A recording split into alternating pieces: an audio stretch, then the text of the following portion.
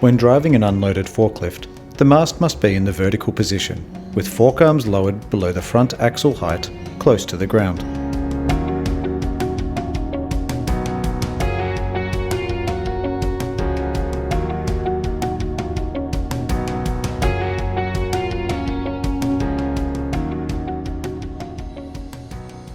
When driving an unloaded forklift, the mast must be in the vertical position, with fork arms lowered below the front axle height, close to the ground. Approach the racking system while squaring up the vehicle.